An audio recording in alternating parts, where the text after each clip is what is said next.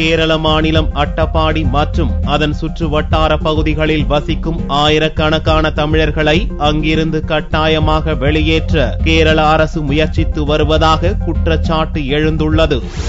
கேரள மாநிலம் மன்னார்காடு மாவட்டத்தில் உள்ள அட்டப்பாடியில் பவானி ஆறு பாய்ந்து வருவதால் அந்த பகுதி வளமாக காணப்படுகிறது.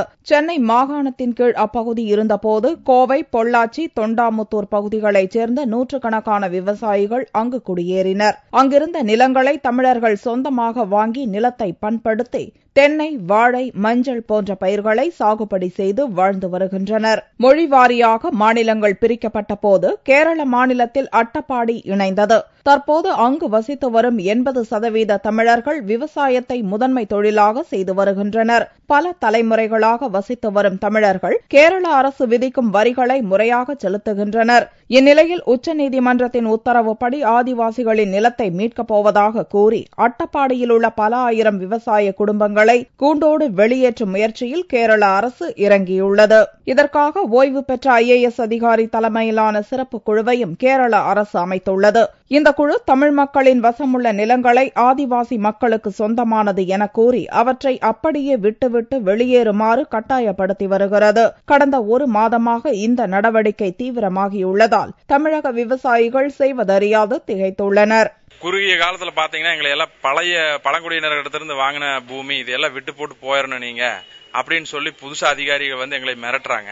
நாங்க எங்க தாத்தா, பாட்டி, அப்பா இவையெல்லாம் பதிவாளர் அலுவலகத்துல போய் பதிவு செஞ்சுதான் இது முறைப்படிதான் வாங்கியிருக்கோம். ஆனா அப்பெல்லாம் அரசு ஒண்ணுமே சொல்லல. செஞ்சுட்டு வர்ற இந்த விவசாயத்தை வேற எந்த ஒரு மாற்று வழி எங்களுக்கு தெரியாது. அப்ப இது அரசாங்கம் தான் ஒரு மாற்று வழி சொல்லணும். எங்களுக்கு அறிவிப்பு கொடுக்காமயே நீங்க எங்க ஆதிவாசிகிட்ட வாங்கின பூமி செல்லுபடி ஆகாது.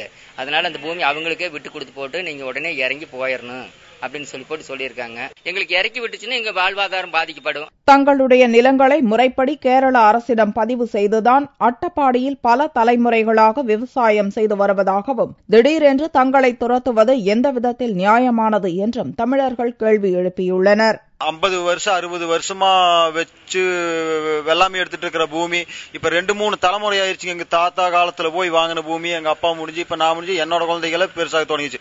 இப்ப போய் என்ன சொல்றாங்கன்னா நீங்க எங்க இருந்து வந்தீங்களா அங்கிருந்தே போங்க அப்படின்னு இப்ப அதிகாரிக்கு சொல்றாங்க. இப்படி சொன்னாங்கன்னா நாங்க எங்க போக முடியும்? எங்க போறதா எங்களுக்கு தெரியலீங்க.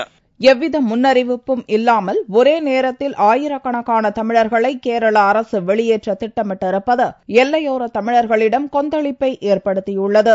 இந்த பிரச்சனையில் இரு மாநில அரசும் பேச்சுவார்த்தை நடத்தி உரிய முடிவெடுக்க வேண்டும் என்று அட்டப்பாடி தமிழர்கள் கோரிக்கை விடுத்துள்ளனர்.